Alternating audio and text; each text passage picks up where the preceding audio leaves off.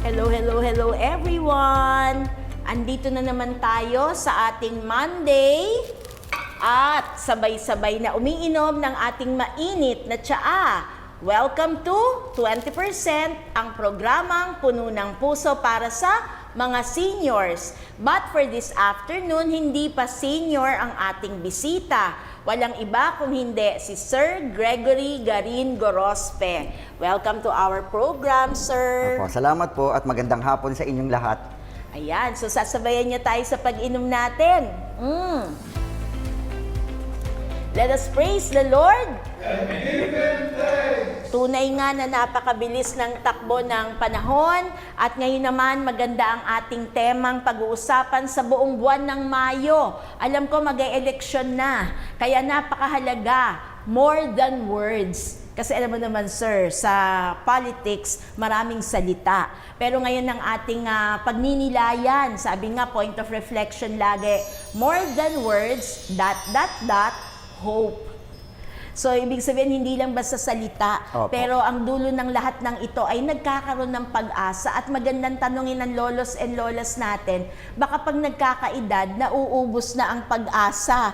Kaya ngayon, sa presence ni Sir Greg, ay talagang maraming baon si Sir na mga kwento ng pag-asa. So, Sir, batiin mo naman ang ating mga lolos and lolas at ang kanilang pamilya. Magandang araw po, magandang hapon sa lahat ng mga lolo tsaka lola na nanonood ngayong araw.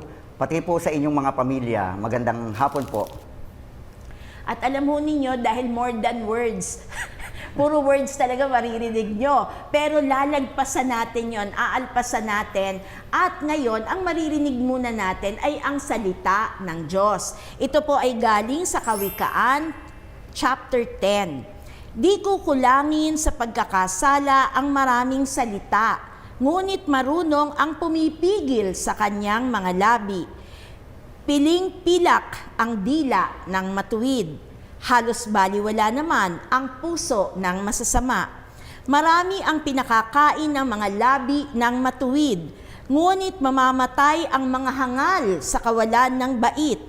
Pagpapala ni Yahweh ang nagpapayaman, at walang maidaragdag dito anumang pagsisikap.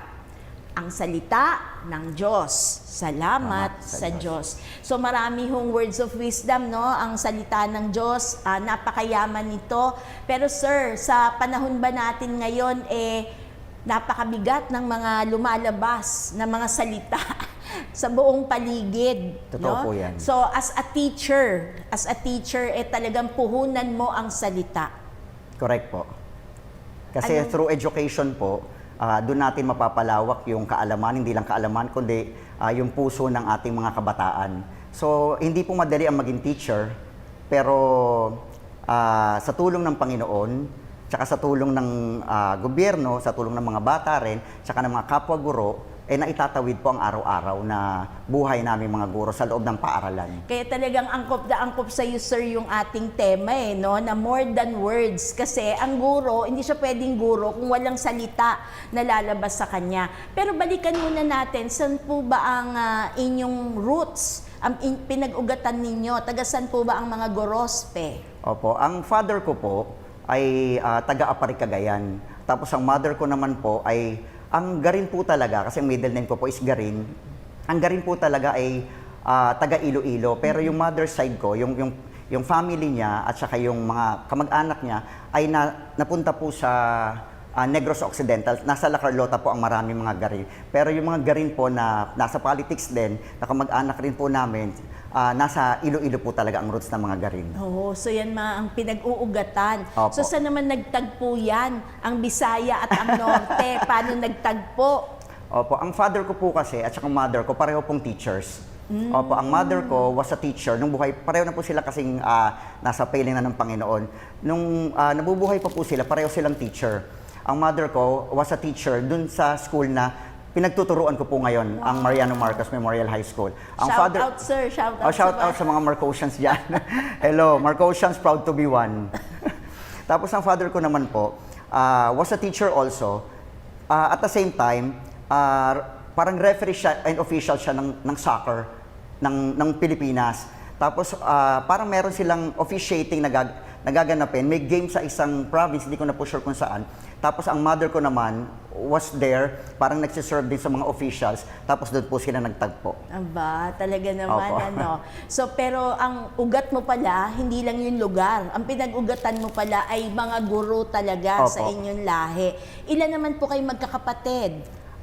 Solo parent po ako. Ay, single Solong child anak. po ako. Opo, solong Okay. anak po ako. So, solong anak, so ibig sabihin talagang yun ang susundan mong yapak. Opo. Yung sa magulang, kasi wala Opo. kang kuya, wala kang ate. So, solo child lang pala talaga. Pero sa totoo po, nung bata po ako, hindi ko talaga pangarap maging guro. Dinala lang po talaga ako doon ng Panginoon. Talaga? Ano bang pinangarap mo nung bata ka? Nung bata po kasi ako, mahilig ako manood ng mga superheroes. So that time, gusto kong syempre makatulong sa mundo. Gusto kong maging superhero. Tapos lipas ng pagkabata, ang gusto ko na, sabi ko, pagpasok ko ng college, sabi ko, hindi po kasi ako magaling sa math. So nasa English po yung line ko talaga. So iniwasan ko yung math. Sabi ko, pagpasok ko ng college ko sa UST, kasi I'm a product of UST, sabi ko, gusto kong maging reporter. Kasi sabi ng iba, I have a distinct voice. Sabi ko, baka pwede nga ako sa journalism or sa world ng reporting. Pero hindi po talaga ako para doon pala. So, nung magme-major na, kasi first and second year college, general pa po yun. So, sama-sama pa kami from different majors. Pagdating mo ng third year, mamimili ka na po talaga ng course mo, ng major mo. That time, sabi ko, parang hirap ako kasi gusto ko mag-mass communication, pero yung mga artista, yung model, during that time sa UST, doon sila pumupunta. Hindi pa po ganun kalakas ang loob ko during that time. So sabi ko, parang hindi ko kaya kasi magpe-present ka ng lahat ng talent mo in front of the professors. Tapos nakapila lahat, sabi ko. Nag-back out ako that time. Sabi ko, nag-isip ako, sabi ko, ano ba yung medyo nalalapit sa puso ko? So sabi ko, English. So pumunta po ako dun sa literature na medyo pagbabasa. O, yun po. Tapos after that, history na. Napunta na po talaga ako sa linya ng pagtuturo. So, Nagtuloy-tuloy na So, po. maganda ho, typical yung kanyang kwento. Sabi ni Sir, ayaw niya kasi ng math. Di ba? Lahat ng mga apo nyo, lolos and lolas, ganyan lagi ang drama. Pag maghahanap na talaga ng career o yung course na i-enroll, laging ang consideration number 1 yung math. Pag sila'y magaling sa math, laging ang linya niya nasa engineering, nasa computer and everything. Pero pag mahina ka doon, parang doon ka sa other side, sa communication. Opo. At mukhang doon mo naman nahanap talaga ang iyong linya. So, nung nandun ka na ngayon sa college, malinaw na sa'yo, pinagpipilian mo na lang kung magiging sa broadcasting ka, kasi linya ng komunikasyon, pero naging maliwanag sa'yo, pang-education ka. Pero as an educator, English kasi yung sinakyan mo Opo. agad. Nandun yung galing mo talaga. So ano ba yan? Bata ka pa, English speaking ka na talaga, sir, sa bahay ninyo? Ay, hindi naman po. Siguro po, na-develop lang din ako in school. Kasi nung elementary, hirap po talaga ako sa mga numbers. Tapos nung nag-high school, hirap din po ako sa mga numbers. Kaya tinuloy ko po nung college, sabi ko, kung ano yung pinakamadaling course, kasi pinapili po ako ng magulang ko, anong gusto mo, hindi po nila ako... Hindi ka nila pinwersa hindi na ako teacher pinwersa. ka, hindi ganon. Opo, hindi po. Kahit yung course, hindi nila anong gusto mong course. So, pinapunta po talaga ako doon. Sige, mamili ka ng course. Actually, ma'am, hindi po, doktora, hindi din po ako agad dumiretso sa pagtuturo.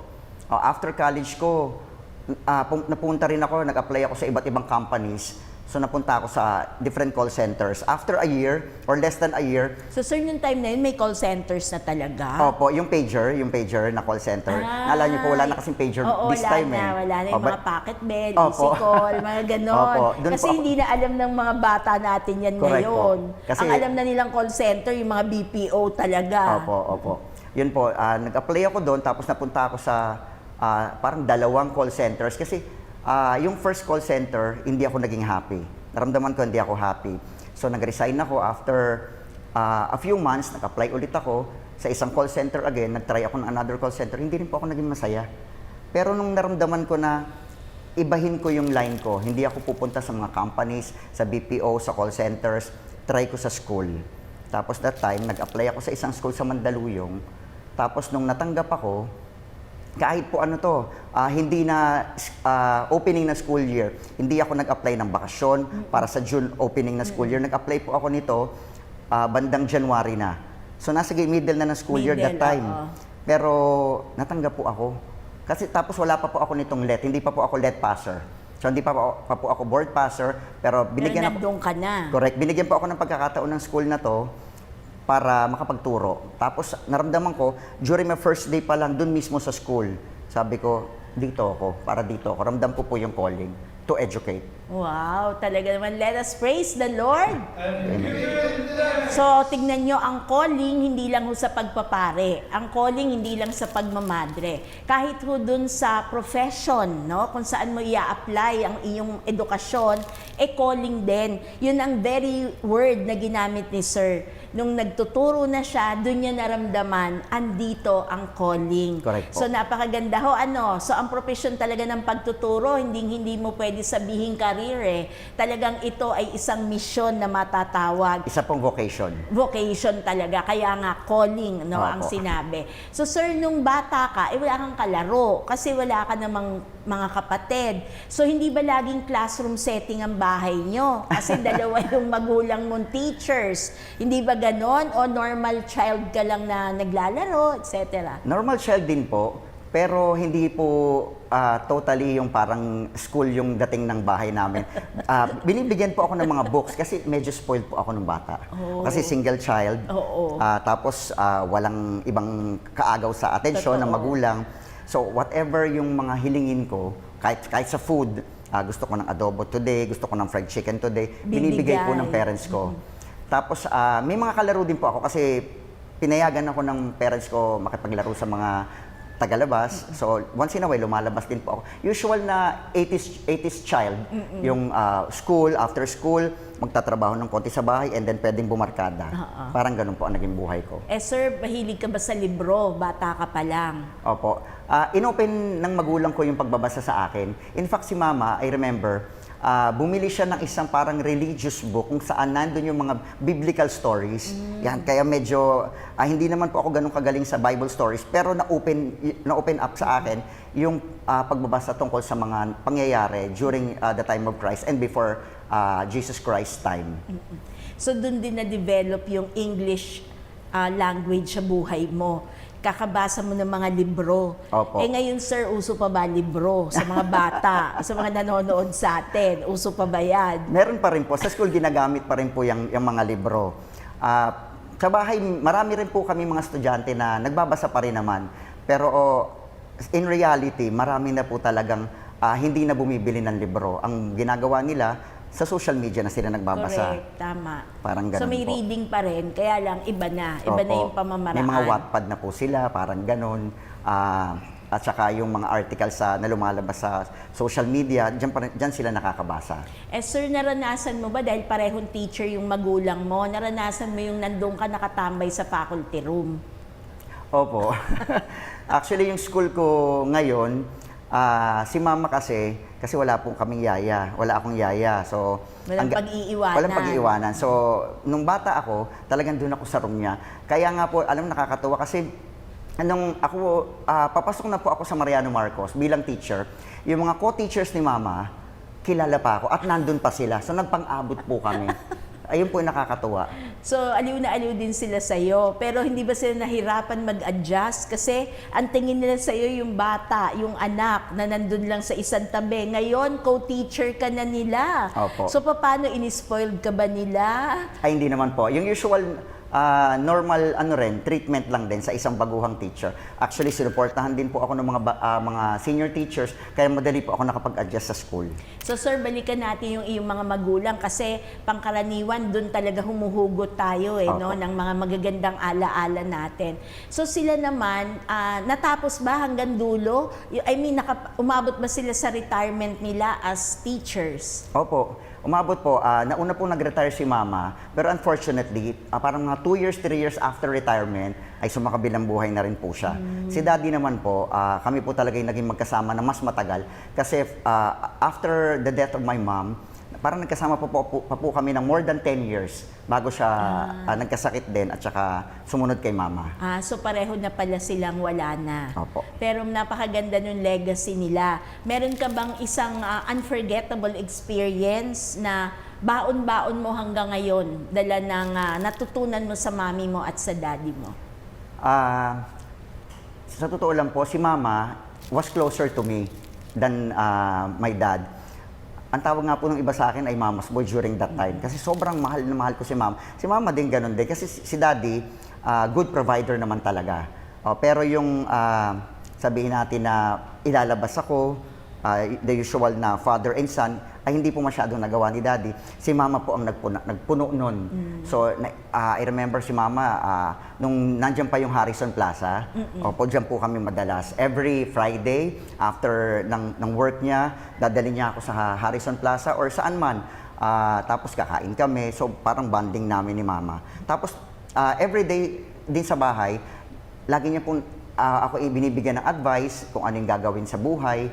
Kasi ako po talaga medyo spoiled. So iba po yung iba po yung ugali ng mga spoiled brats during that time. Syempre, gusto mo lahat sa iyo. Parang ganun po. Pero si mama ang laging nag-a-advise sa akin kung ano po yung mga dapat gawin at saka kung saan dapat pupunta at saka yung mga tamang decisions na gagawin sa buhay. So, yun yung mga bonding moments nung araw. So, ngayon naman, nagpapatuloy pa rin yan, pero sa dami na ng mall natin, hindi ka mukha nun, parang identified mo lang, no? Alin ang mga department store, ano yung mall na pwedeng pagsasamahan ng mga magulang at anak nga na tinatawag. So, wala bang naging challenges sa'yo along the way nung ikay pinalalaki nila? Wala bang time na may pa-emote ka, nagre-rebelde ka sa kanila? Walang ganon? Meron din po.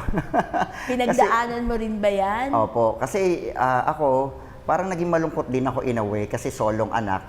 Pero kasi po, wala na po talagang magagawa kasi ako po ay pinanganak nung 42 years old na si aking mama.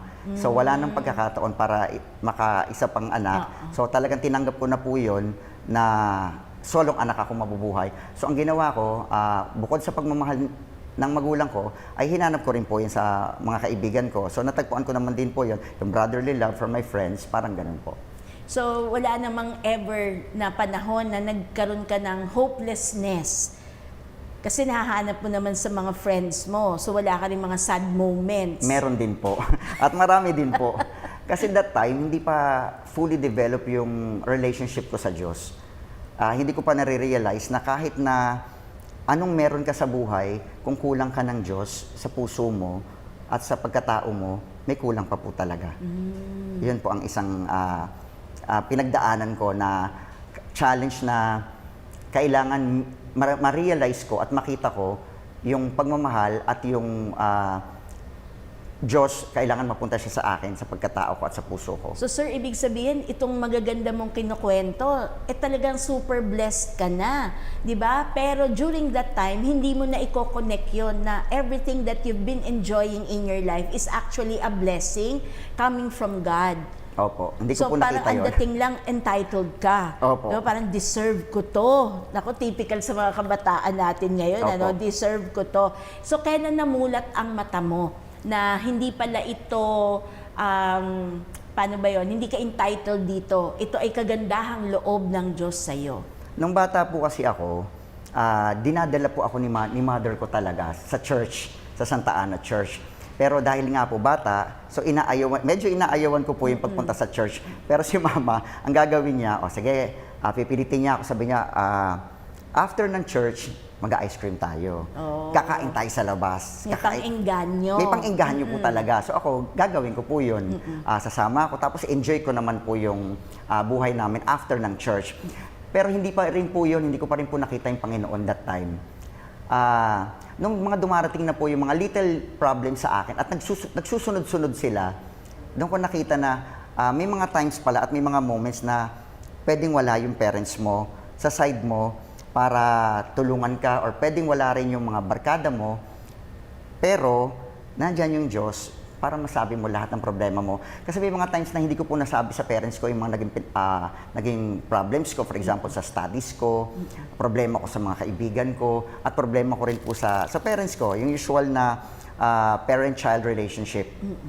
Pero naisabi ko po yun, lahat po yun ay nasabi ko sa Diyos. Kaya po, hindi naging ganong kabigat sa puso ko yung pagdidil ko sa mga problemang dumaan sa akin. So sir, nakakatuwa kasi ang nag-akay talaga sa'yo sa Panginoon, mami mo. Mami po. So typical story yan na talagang karay-karay ka sa simbahan. Opo. Actually, yung maliliit pa, yan mga apo nyo, lolos and lolas, wag yung pagsawaan, bitbitin nyo talaga yan. Kahit ano-ano yung mga promises nyo, kay Jollibee yan, kay McDonald's, na nung araw, tamo, kay sir, simpleng ice cream lang, okay na tayo dyan.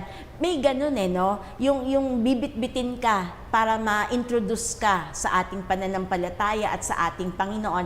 Pero yung personal encounter mo, sa'yo ng desisyon yan Tama ba? Tama po. Pero kung hindi yan naitanim sa puso mo ng iyong ina, baka nga hindi mo rin makikilala ang Diyos. Correct po. So dumating lang yung tamang time na ikaw talagang na-realize mo na personal relationship with God.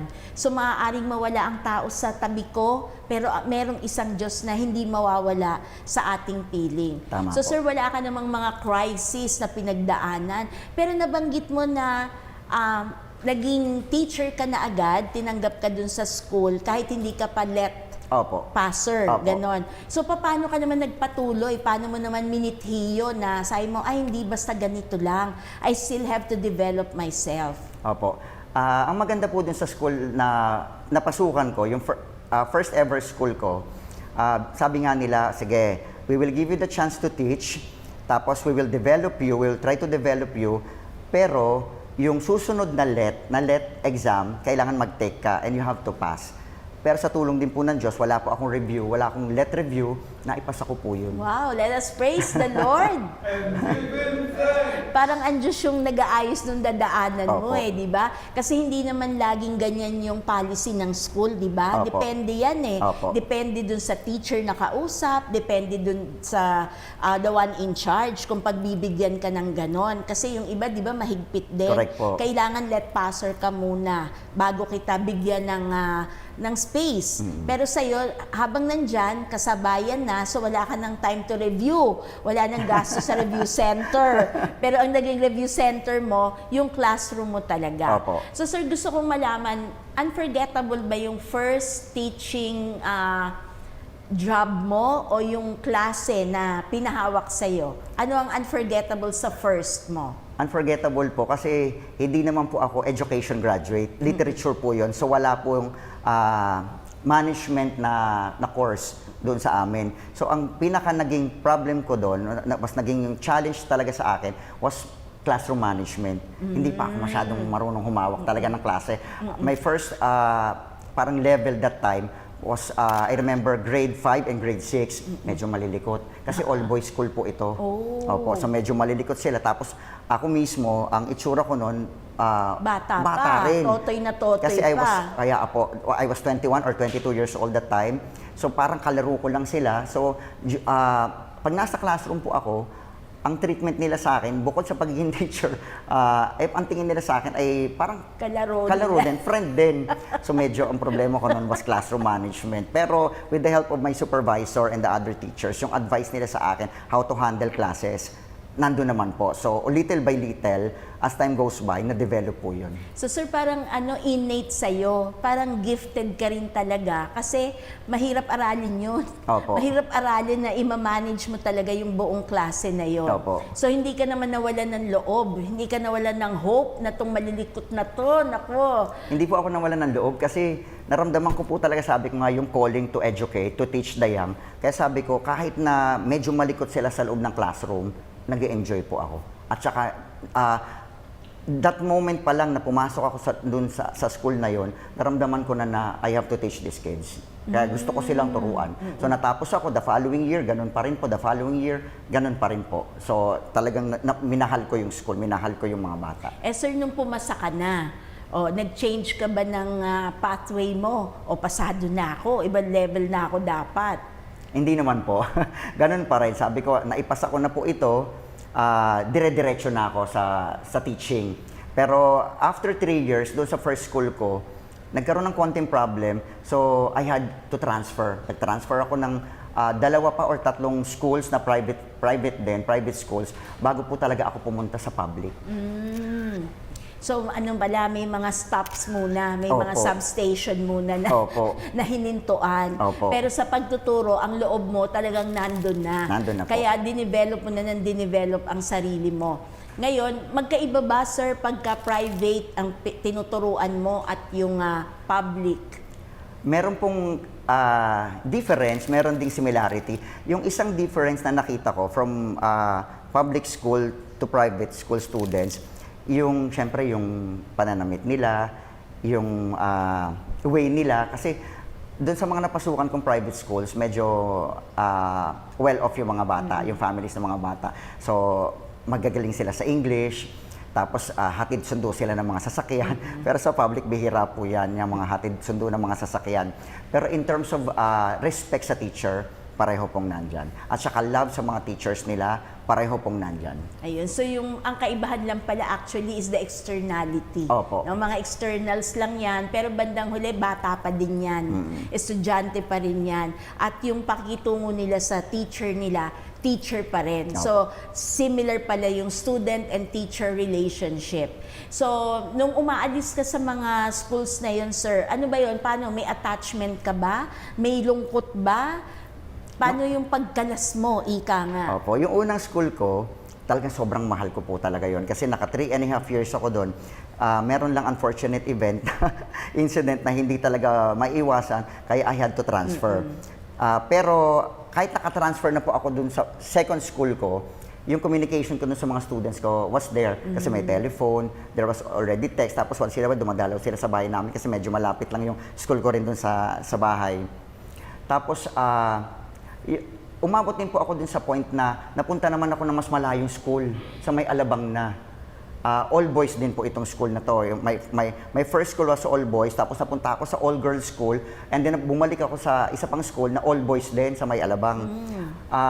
That time, sabi ko medyo nahirapan ako kasi that time, grade 2 and grade 3 ang tinuturuan ko. Medyo mas mababa na ng konti. Tapos, the lessons were new, so kailangan kong pag-aralan, tapos nahirapan po ako sa travel. Kasi I had to travel from Santa Ana going to Alabang. So I had to wake up siguro mga 4 o'clock, 4:30 para maka-travel at makarating dun sa school. Tapos meron time na na-realize ko na nagkasakit ako, tapos nagpaalam ako sa aking principal. Sabi ko, I had to go home. Sa bus, nahirapan po ako kasi nag-chill na ako sa bus. Parang na-realize ko na parang gusto ko na mag-transfer na mas malapit sa amin. Parang ganon. So, ang ginawa ko, the following school year, tinry kong mag-transfer. Pero bago po yan, ang nakakatuwa, kailangan ko po kasi mag-take ng another LET. Kasi yung first take ko ng LET was for elementary. Ako po, ang course ko was literature. Hindi po ako pwede magturo sa public school ng elementary. So sa high school po ako dadalhin. So, dahil yun ang yun ang background mo. Opo. So ang sabi nila, so second round tayo second round ng LET. Opo, nag-take po ulit ako ng LET before going to public school. Wala ulit review. With God's grace, with God's help, naipasa ko po ulit. Wow, let us praise the Lord. So more than words, talagang yung hope nandyan, kakambal mo na yata ang hope kasi kahit walang review, pumapasa ka. Pero sir, mas marami pa akong itatanong na pagbigyan mo pa kami sa susunod na Lunes kasi makikita na natin dyan kung paano mo nadugtungan ng pag-asa ang mga batang dumaan sa buhay mo. So sana pagbigyan mo kami sa susunod na Monday. So sir, maaari mo ba kaming i-lead sa prayer ngayon? Sige po. Let us put ourselves in the loving presence of God. In the name of the Father, the Son, the Holy Spirit. Amen. Amen. On this day, holy day, and in this season of renewal, we pray in thanksgiving for the many blessings you give us. May our words and deeds today and always serve as reminders of the transformative power of your love. Amen. In the name of the Father, the Son, the Holy Spirit. Amen. Let us praise the Lord. And give Him thanks. Sige, lolos and lolas, bumalik kayo sa Monday kasi magti-TikTok kami. Hindi, joke lang. Joke lang po. Pero naku, dapat conscious tayo ha. May assignment tayo. Pagbalik, naku, English speaking tayo. Kasi pakikita naman sa atin ni Sir paano talaga magbigay ng hope more than words sa kanyang profesyon as an English teacher. So thank you, Sir. You're At sa welcome po. muling pagbabalik. Bye-bye. See you next Monday.